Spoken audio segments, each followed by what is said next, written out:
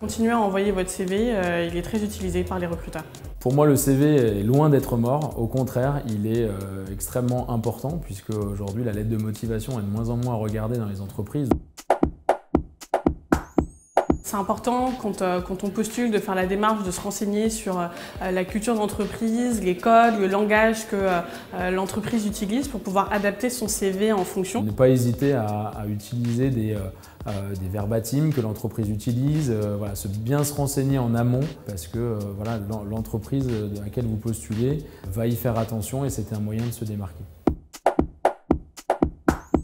On a très peu de temps pour trier, pour lire les CV. On a entre 15 et 20 secondes pour se faire une opinion. Donc la première impression est très importante. Donc il faut essayer d'aider le recruteur. Ce que j'aime bien personnellement, c'est un encart qui permet de synthétiser les atouts principaux de sa candidature. Ça permet au recruteur de tout de suite savoir à qui il a affaire et quels sont les atouts de la personne.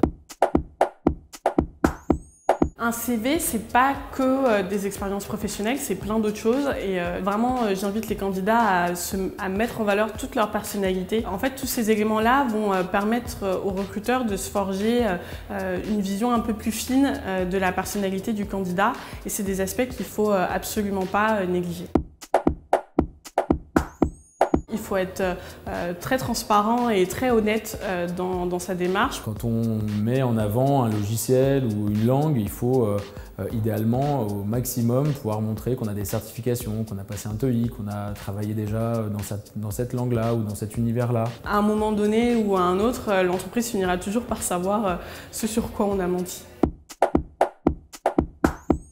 Dans le process de recrutement, quand on en arrive à la phase d'entretien, il est très classique qu'un recruteur en amont aille regarder le profil LinkedIn, voire Facebook ou Instagram selon les métiers. C'est hyper important d'avoir une image en fait cohérente de soi à la fois sur le CV qu'on envoie à l'entreprise et aussi sur son identité digitale. J'invite les candidats à se googliser et à vérifier si on tombe sur des informations qui sont pertinentes et intéressantes et qui ne vont pas desservir leur candidature.